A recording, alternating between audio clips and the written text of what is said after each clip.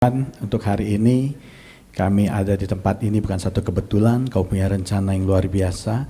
Kau terima kasih Kau untuk semua kesaksian dan untuk Adrian juga yang telah memberi kami arahan, untuk kami boleh ke depannya untuk menangkap visi misi yang dari Engkau lebih lagi Tuhan. Berkati Full Gospel di tempat ini dan kami tahu Tuhan ada terobosan yang terjadi. Terima kasih Bapa, kami siapkan hati kami mendengarkan firman-Mu, urapi kami semua, urapi hamba-Mu yang bisa Bapa ini, jadikan kami semua saluran berkat dan firman-Mu, jadikan hati kami tanah yang subur, bertumbuh dan berbuah. Terpujilah Engkau Tuhan, dalam nama Tuhan sekali mengucap syukur. Mari baca katakan, amin. Shalom Bapak Ibu kasih dalam Kristus, saya berterima kasih khususnya kepada Bapak Ibu, dan para pengurus tempat ini untuk saya boleh menyampaikan firman Tuhan di tempat ini dan satu kehormatan bagi saya. Ini saya ngerasa ini berdiri di depan para senior. Ya, saya tahu banyak Full Gospel itu udah lama sekali dan saya melihat bahwa Full Gospel itu banyak menjadi berkat bagi khusus juga gereja-gereja dan orang yang berbisnis. Dan terima kasih untuk kesaksian Pak Roni untuk mengingatkan kita bahwa kita ini harus juga menjadi surat yang terbuka di mana kita harus menjadi berkat, juga kita harus menjadi saksi bagi Kristus.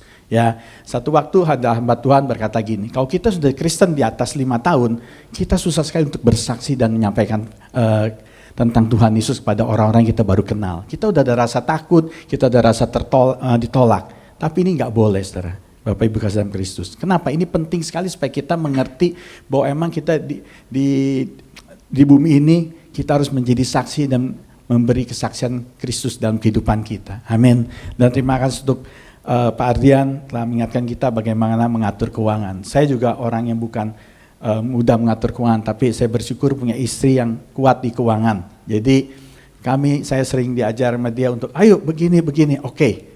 Karena saya orangnya gampang sekali untuk memberi dan saya orangnya kadang-kadang udah yuk kasih kalau dia enggak. Tapi itu mengingatkan saya untuk saya lebih belajar. Ya. Dan hari ini saya bicara tentang tema bijaksana, yaitu bijak, dari kata bijak. Satu waktu saya nonton Menteri Keuangan Ibu Sri Mulyani, dia berkata gini, generasi sekarang ini merasa semua hebat, udah luar biasa. Tapi kekurangannya satu itu kurang bijak. Ya, kurang bijaksana dalam segala sesuatunya. Saya percaya hari-hari ini benar-benar kita harus lebih lagi bijak dalam kehidupan kita. Amin. Karena firman Tuhan Mazmur 90 ayat 12.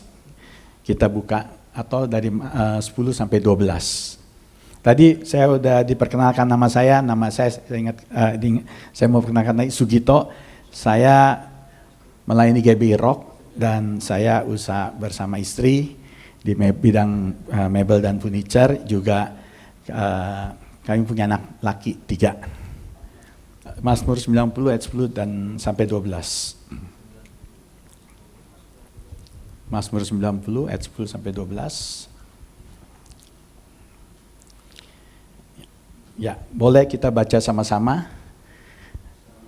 2, 3. Masa hidup kami 70 tahun. Dan jika kami kuat 80 tahun, dan kebanggaannya adalah kesukaran dan penderitaan, sebab berlarunya buru-buru dan kami melayang lenyap. Siapakah yang mengenal kekuatan murkamu dan takut kepada gemasmu? Ajarlah kami menghitung hari-hari kami sedemikian hingga kami beroleh hati yang bijaksana. Saya ulang ayat 12-nya lagi. Ayat 12 saja. Ajarlah kami menghitung hari kami sedemikian hingga kami beroleh hati yang bijaksana. Nah, ini adalah doa Musa di mana dia sedang mengalami begitu banyak pergumulan dan dia membawa bangsa Israel. Bapak Ibu, 2 juta orang diperkirakan membawa dari Mesir menuju ke tanah Kanaan. Dan dia begitu mengalami pergumulan yang luar biasa. Kenapa? Tidak mudah.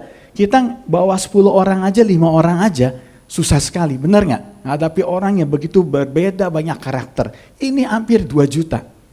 Dan begitu besar, begitu luar biasa pergumulannya. Sampai dia berdoa sama Tuhan. Tuhan, ajar saya menghitung hari-hari saya supaya saya memperoleh hati yang bijaksana. Saya katakan lagi, bijaksana dalam arti katanya seperti gini. Cermat, cerdas, dan teliti untuk kita mengambil jalan atau kita menghadapi masalah. Jadi Kita tidak tahu, tadi kan dikatakan menghitung hari-hari. Ya, Musa bilang 70 tahun, 80 tahun banyak kesusahan.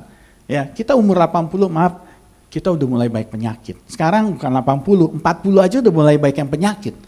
Benar nggak? Karena tidak menjaga hidupnya, tidak menjaga makannya, pola makannya. Saya tahun ini, tahun depan 60. Jadi saya berpikir juga, saya harus juga menghitung hari-hari saya. Tapi bukan cara menghitung hari-hari yang bagaimana. Musa itu bergumul, Bapak Ibu. Kenapa? Dia menghadapi begitu bangsa Israel yang suka memberontak.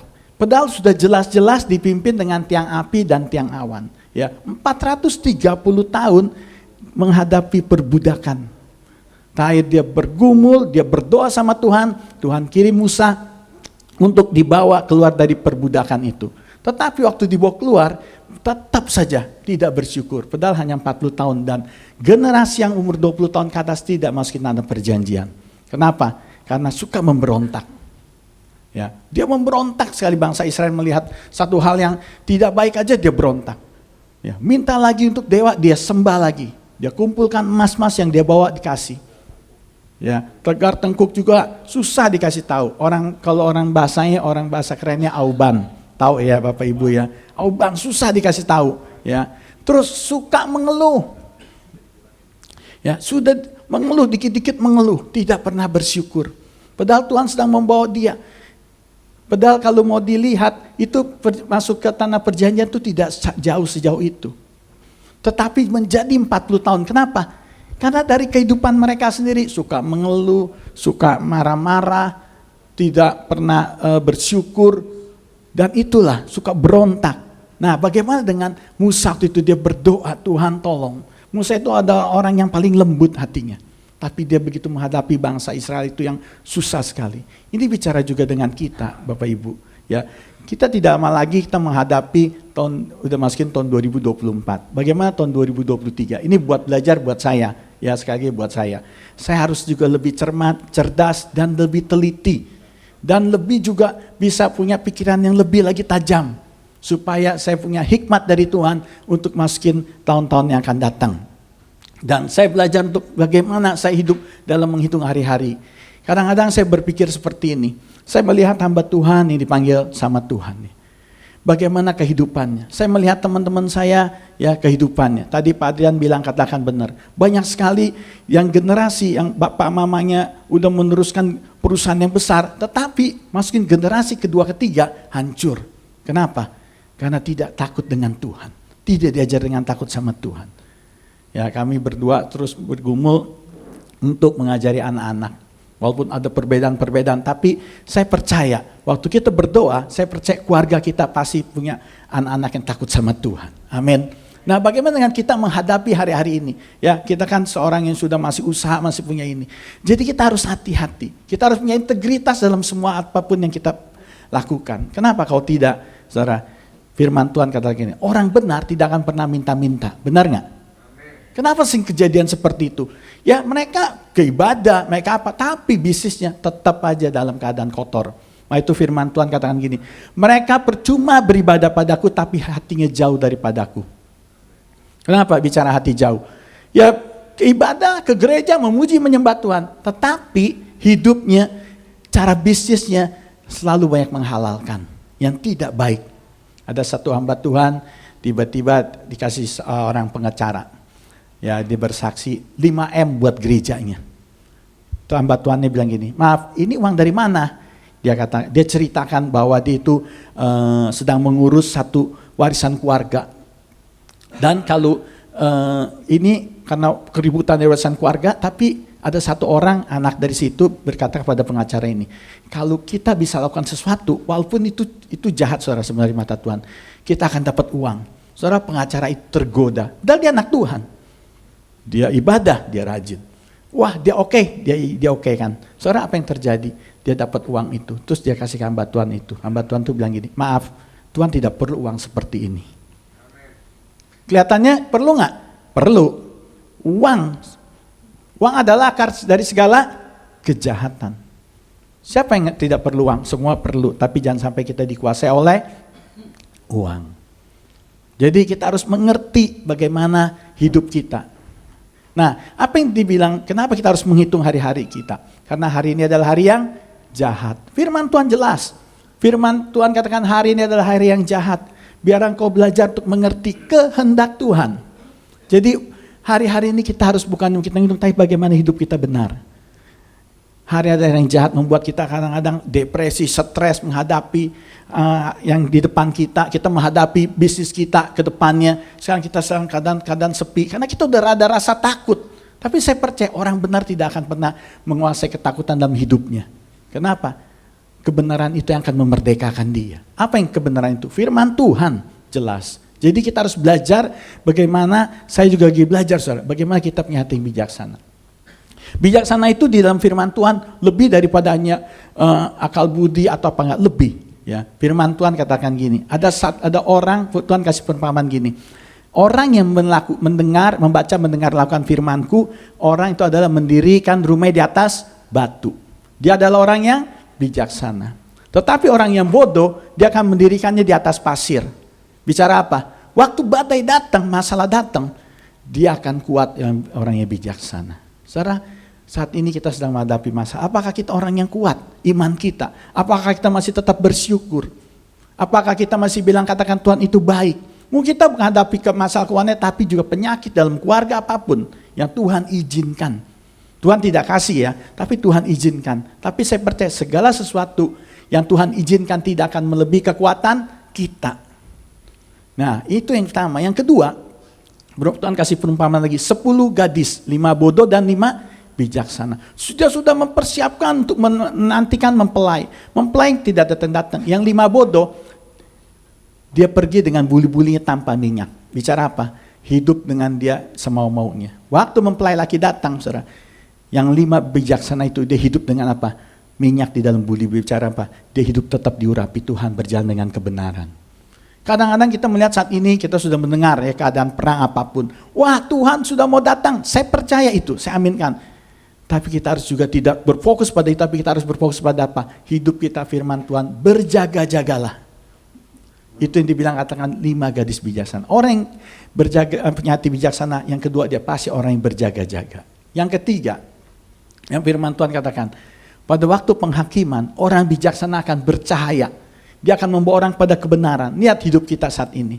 Apakah kita membawa orang pada kebenaran atau kita menjadi troublemaker atau menjadi batu sandungan? Kalau kita bisa sama orang, aduh dia mah bicara Kristen, udahlah jangan bicara tentang Tuhan Yesus. Hidupnya aja, bisnisnya aja menghalalkan segala sesuatu, nipu sana, nipu sana. Sering ya kita mendengar itu? Sering. Nah hari-hari ini kita harus menjaga diri kita. Ya, mungkin kita rugi ya sudah. Saya bersyukur punya istri ya, kami belum lama saya dengar saksian dari dia juga membayar orang yang kita sebenarnya sudah dilupakan ya, dan cukup besar saudara. Tapi waktu dia bayar, saya lihat ini satu hal yang baik. Ya, ini bukan uang kecil. Waktu kita bayar udah lama sekali tidak ini ada bukan kesalahan dari kami aja, tapi ada hal-hal yang buat kami juga rasa punya tanggung jawab. Kami lihat dia dan dia bilang kayaknya harus bayar. Udah bayar kalau tergerak oleh Tuhan, dia bayar. Saudara, orang itu nangis. Dan saya percaya waktu kita lakukan kebenaran, mungkin satu kita perlu uang, tapi kita lakukan kebenaran, Tuhan tidak akan pernah diam. Itu yang kita harus lakukan itu. Ya, itu yang ketiga. Ya, kita harus bercahaya. Bercahaya bukannya kita lakukan satu kebaikan supaya dilihat orang, enggak. Lakukan aja kebenaran firman Tuhan, otomatis kita akan jadi terang. Amin. Ya, jadi yang ketiga itu. Yang keempat, bijaksana itu bisa salah satu gini. Kita dikasih 1, 2 sama 5 talenta. Apa yang kita kembalikan waktu raja kita datang? Kalau kadang kita bilang, saya nggak punya talenta. Enggak, Tuhan setiap kali ada 1 atau 2 talenta Tuhan kasih, malah ada yang lebih. Apakah kita mengembangkan talenta yang dalam hidup kita? Apakah kita bilang, ya saya udah berumur lah, enggak. Bapak Ibu kasih dalam Kristus, saya bersyukur melihat bapak-bapak di tempat ini. Saya perlu belajar, kenapa? Dalam umur, lebih daripada saya, tapi lebih lagi melayani Tuhan. Saya juga bilang sama Tuhan, Tuhan sampai umur hidup saya akan tetap melayani Tuhan.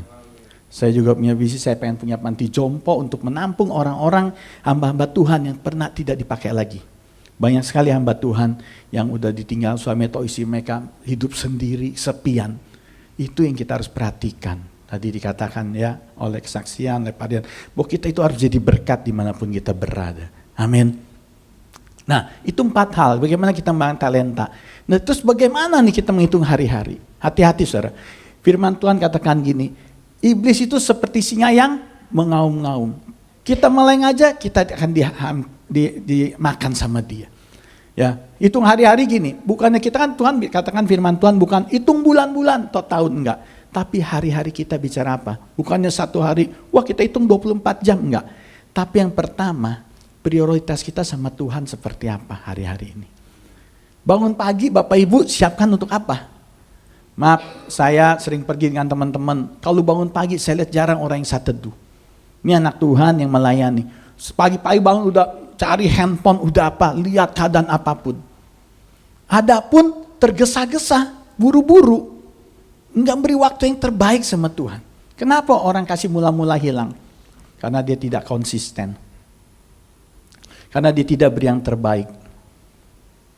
Ketiga, dia tidak prioritas. Orang yang kasih mula-mulanya tidak hilang, hati-hati saudara. Orang yang hilang kasih mula-mula, kata Tuhan apa? Aku tidak mengenal engkau, hati-hati. Kita kelihatannya hebat ke gereja atau apa, tapi Tuhan tidak perlu itu. Tuhan perlu kasih mula-mula. Apa sih kasih mula-mula?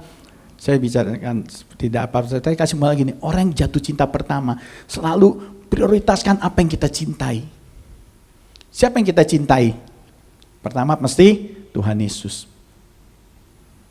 Ya, itu mengingatkan saya. Ada satu teman saya, waktu itu dia kebetulan dia memang kuliah di luar, terus dia balik ke sini, dia bilang, Git, semenjak gue punya anak itu, gue baru ngerti bagaimana kita mengasihi Tuhan seperti apa. Kenapa? Saya bilang, ya dia bilang gini, waktu itu saya ke gereja mulai biasa, tapi waktu saya punya anak, dia bilang, pikiran saya ke anak, terus kalau saya bangun tidur saya selalu anak.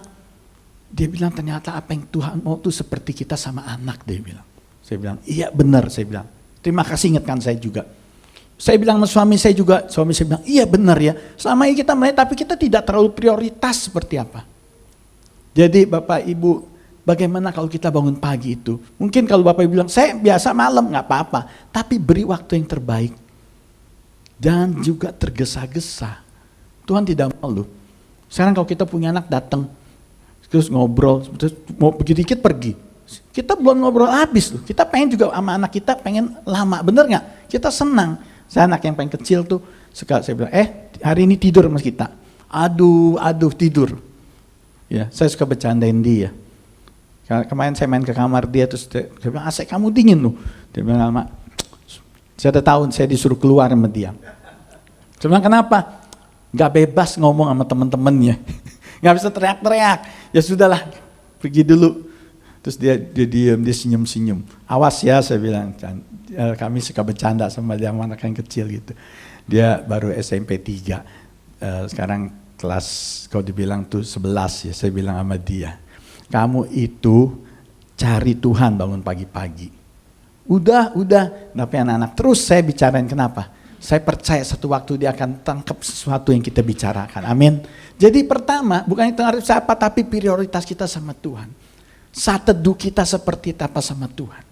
Kalau kita nggak punya saat teduh, percuma. Firman Tuhan, orang yang mengasihiku adalah orang yang membaca, merenungkan, dan melakukan firman-Ku. Yosua katakan di firman Yosua, orang yang merenungkan melakukan firman-Ku, dia akan bertindak hati-hati. Dan apa yang dilakukan selalu berhasil. Udah jelas. Itu adalah dasar dari untuk Tuhan kasih bisnis dalam kehidupan kita. Dan kita sebagai businessman, saya percaya terus kita akan jadi terang bagi orang. Ya ini saya tetap masih belajar, jauh dari yang Tuhan mau. Tapi saya tetap, Tuhan ajar saya, Tuhan ajar saya. Ya saya, kalau saya bangun pasti saya cari Tuhan dulu. Kenapa? Saya tahu. Saya kalau udah tidak cari Tuhan, saya mulai sehari, 2 hari, antar siang aja dah.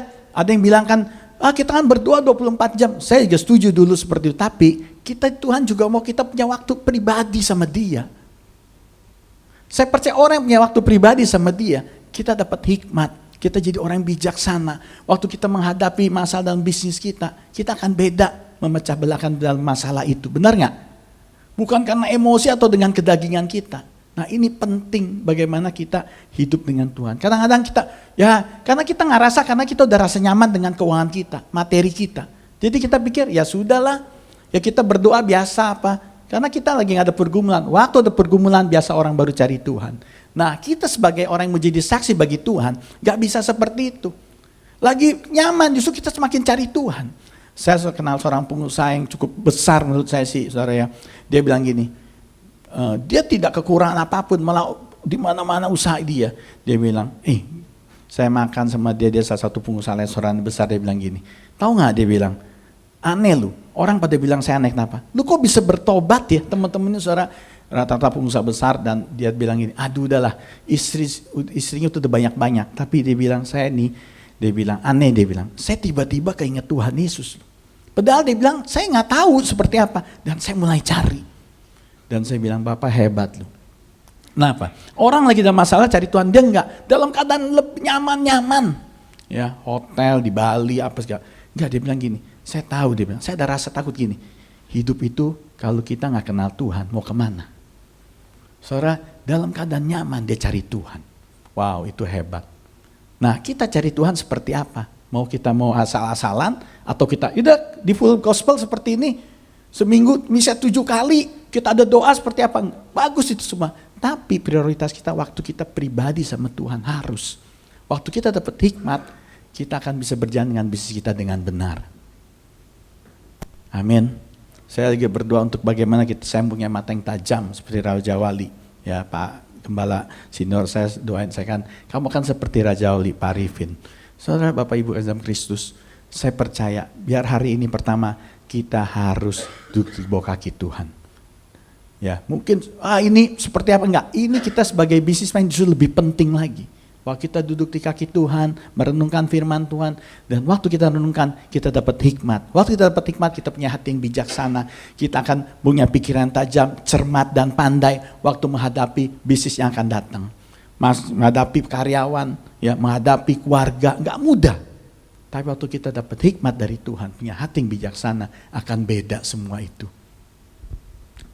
Yang kedua, menghitung hari-hari Tuhan dengan Tuhan adalah bagaimana kita mengisi diri hidup kita dengan firman Tuhan. Mungkin biasa ya, firman Tuhan katakan ini, firman itu adalah Allah. Firman itu adalah bersama dengan Allah, dan firman itu adalah Allah. Waktu kita baca, kita tiap hari baca, dan mungkin bukan pagi-pagi aja. Kita baca bukan hanya baca, tapi kita baca, kita renungkan. Kadang-kadang kita baca tidak renungkan. Tadi saya bilang tergesa-gesa. Waktu sejam aja kita keluar. Tadi baca apa? Apa ya? Lupa. Benar nggak? Sering nggak? Sering sekali. Saya ngalamin. Saya sama anak saya gini. Saat teduh kan kita ada mesbah keluarga. Ini hari kamu lu ya. Dia baca. Dapat apa ini hari? Aduh, lupa. Baca apa tadi? Tunggu ya. Nah inilah, kalau kita renungkan, saya percaya itu akan diingat dan Tuhan akan kasih kita pikiran yang ini. Kan firman Tuhan, kamu akan diingatkan, ingat-ingat firman Tuhan. Firman itu berkuasa loh, jangan main-main, benar nggak? Jangan kita anggap remeh gitu, jangan kita anggap sesuatunya, firman Tuhan biasa. Justru firman Tuhan ini yang membuat hidup saya luar biasa. Saya mau bersaksi, saya kena jantung. Ya, satu waktu saya lagi liburan, saya di villa, saya lagi tiduran, saya sering istirahat gitu sama teman-teman. Terus tengah malam saya nyesek sekali. Terus kok saya ngap sekali ya. Terus saya bangunin teman saya, dia bilang, coba, mungkin lambung kali. Saya pikir lambung. Tapi saya nggak makan sesuatu apapun gitu yang membuat lambung saya naik. Saya berdiri, ngap, aduh saya sampai pagi. Saya capek sekali. Waduh ini nggak bener nih, saya diam. Saya mulai gini, saya mulai ada rasa takut mati loh. Padahal saya anak Tuhan loh. Saya rasa gini, ini kayak hidup saya belum beres sama Tuhan. Kenapa? Saya masih ada rasa takut. Orang takut bener, tapi sampai takut itu menguasai kita, ada sesuatu yang nggak bener. Terus akhirnya saya bilang teman saya, kayaknya saya nggak bener. Saya ke gereja besoknya. Saya capek nggak bisa berdiri. Wah ini bukan karena lambung. Saya naik mobil, saya usahain bawa sendiri gitu ya. Kok saya capek sekali ya, pulang saya istirahat, capek banget. Akhirnya saya pergi ke dokter bilang, kamu bermasalah di jantung. Terus saya percaya Tuhan sembuhkan, tapi akhirnya saya percaya Tuhan, dokter bilang, kamu harus kalau di ring. Terus saya bilang, enggak, saya nggak mau. Akhirnya saya pas lagi pergi satu tempat, terus saya telepon, kamu hari Kamis harus masuk ring ya. Waduh, saya bilang, saya nggak bisa minggu depan. Terus coba ya, saya tanya dokter bilang, segera Selasa, itu hari Senin, besok segera harus datang. Waduh, saya ada rasa, ya udahlah, saya masuk ke rumah sakit. Tapi waktu saya lagi sebelumnya saudara, maaf, waktu saya dapat itu, dalam berapa waktu itu, saya ketemu dengan tante saya, dia kasih saya buku gini, judulnya Obat. Waktu saya baca itu, Derek Prince yang tulis. Derek Prince itu waktu itu ada satu penyakit yang dihadapi. Dia dikasih di satu camp peperangan. Ya, dia mengobati orang, karena dia perawat. Terus satu waktu dia kena kanker kulit. Dan dia ditinggal begitu saja, dia bilang. Dia stres apapun. Tadi satu waktu dia lihat firman Tuhan, dia lihat Alkitab. Alkitab itu dia baca. Dia baca sehari 3 kali. Kenapa dia bilang judulnya Obat? Dia baca, dia percaya firman Tuhan itu berkuasa menyembuhkan. Bapak Ibu, dalam waktu 6 bulan kankernya sembuh. Dan waktu saya baca itu saya bilang, Tuhan firman-Mu berkuasa. Saya baca firman-Mu, pasti Tuhan sembuhkan. Karena firman Tuhan jelas memperbarui akal budi satu. Saya kalau baca firman Tuhan, saya bilang ini, terima kasih Tuhan, terima kasih Roh Kudus, Engkau memperbarui akal budi saya. Pikiran yang kotor, yang apapun tidak baik, diperbarui oleh firman Tuhan. Satu. Yang kedua, terima kasih Tuhan, Roh Kudus, Engkau melalui firman-Mu menyembuhkan penyakit saya. Ya, saya baca itu, saya declare. Waktu saya mau di ring, udah dimasuk semua, saya bilang, dok udah normal, jantung kamu sehat kok ya, katanya. Aneh dia bilang. Terus udah dia bilang, ya udah. Saya bersyukur. Nah, waktu di kamar mandi saya bilang, tidak ada satupun apapun yang dari dokter yang masukin tubuh saya. Bapak Ibu, saya bersaksi dengan sebelah saya, dia kebetulan saya satu kamar berdua di angkatan laut. Saya bersaksi tentang Tuhan Yesus. Ya, dia agama seberang. Wah, kamu luar biasa. Dia mau di ring juga, Pak, berdoa Pak. Wah, saya berdoa, terima kasih, kata dia. Tapi kami baik, terima kasih, dia bilang, gak usah, saya cara doa saya sendiri. Ya gak apa-apa, tapi kan saya udah nyampaikan sesuatu yang baik buat dia. Oh Pak, saya jalan dulu. Bapak Ibu, saya percaya firman Tuhan itu berkuasa, amin. Jadi waktu kita baca, renungkan, kita perkatakan, itu ada kuasa dalam diri kita. Ini saya tutup dengan satu kesaksian. Satu waktu, saya diundang teman-teman saya gini. Saya waktu itu di Bethany Office Ministry. Git, tolong dong doain pembantu saya kesurupan. Loh, kamu kan punya kuasa. Saya habis dari kerjaan, enggak lah, tolong dong, tolong. Saudara, waktu saya ke sana, teman saya 7 orang diuber-uber sama itu setan.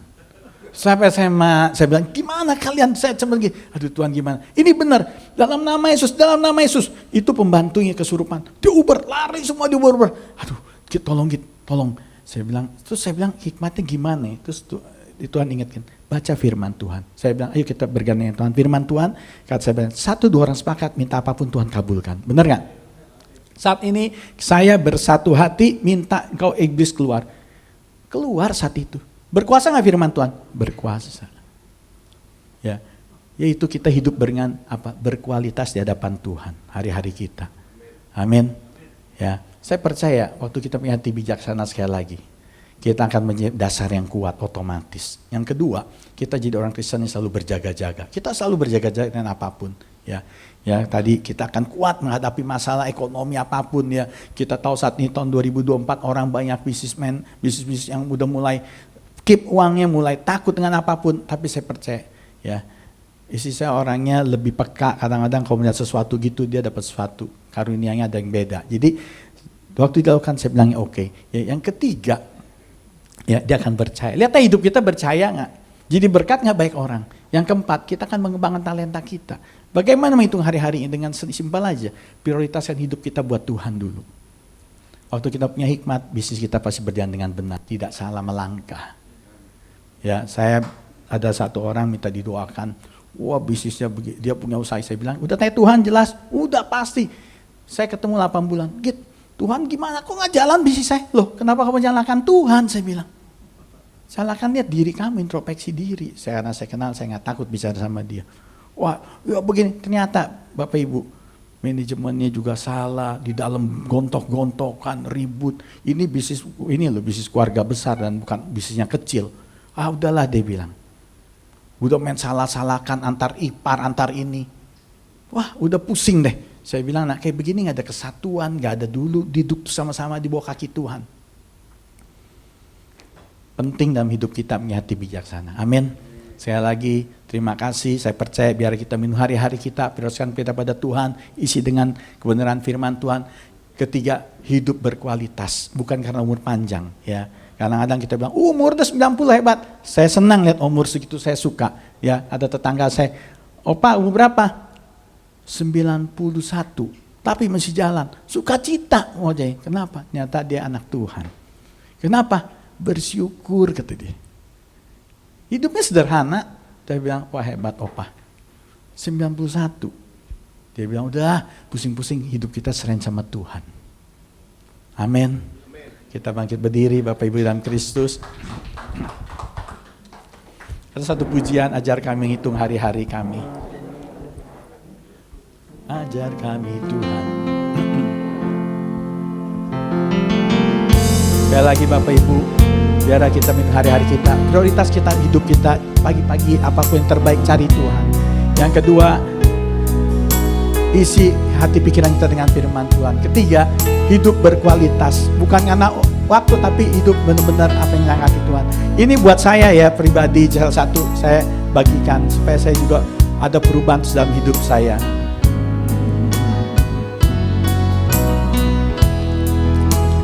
Ajar kami Tuhan menghitung hari-hari, menghitung hari-hari, agar kami peroleh hati yang bijaksana, agar kami beroleh hati bijaksana.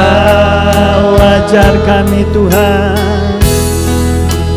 ajar kami Bapa, hidup dalam jalan-Mu, hidup dalam jalan-Mu, agar semua Tuhan, agar semua rencana-Mu digenapi. Oh mulialah nama-Mu, mulialah nama-Mu Tuhan, dan ajar jalan-Mu, pimpin kami di setiap waktu. Besar setia-Mu, besar setia-Mu Tuhan, agunglah karya-Mu. Yesus kami, Yesus kami bersyukur padamu. Katakan saya, ajar kami Tuhan, ini doa kami Bapa. Ajar kami Tuhan, menghitung hari-hari, agar kami beroleh hati bijaksana.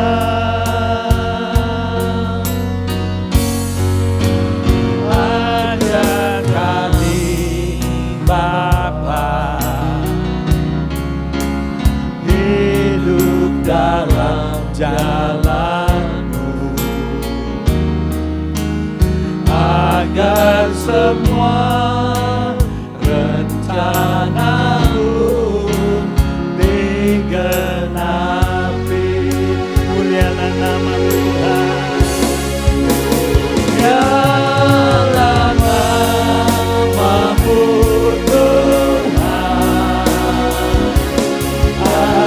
ajar jalan-Mu, pimpin kami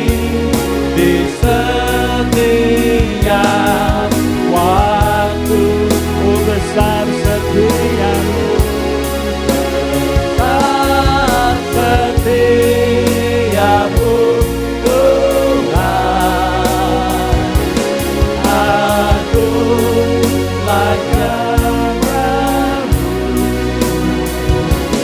Yesus, kami bersyukur padamu. Yesus, kami bersyukur. Yesus, kami bersyukur padamu. Kami bersyukur Tuhan. Yesus, kami bersyukur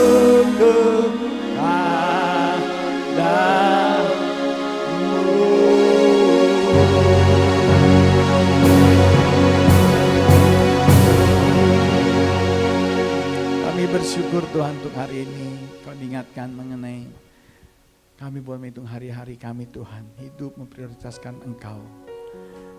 Biar kami Tuhan mengisi kehidupan kami dengan kebenaran firman-Mu. Kami boleh hidup dengan berkualitas di hadapan Kau Tuhan. Biar kami boleh hati bijaksana, kami boleh punya hikmat, punya pikiran yang tajam Tuhan, cermas dan cerdas karena Engkau Tuhan dalam hidup kami. Orang boleh melihat bahwa Kristus hidup dalam kami. Cara kami berbisnis, cara kami apapun lakukan Tuhan, biar orang melihat ada hidup kami ada dipenuhi dengan Engkau Tuhan Yesus. Terima kasih Bapa, berkati Full Gospel ini. Jadikan Tuhan Full Gospel ini terus jadi saluran berkat Tuhan bagi orang-orang yang berbisnis. Jadikan mereka contoh di mana mereka berada Tuhan. Karena kami tahu ini bukan satu kebetulan, tapi Kau punya satu rencana yang besar. Berkati para pengurus tempat ini. Terima kasih Bapa, terpujilah Engkau dalam nama Tuhan Yesus kami mengucap syukur. Mari Bapak Ibu yang percaya katakan amin. Selamat pagi, Tuhan berkati.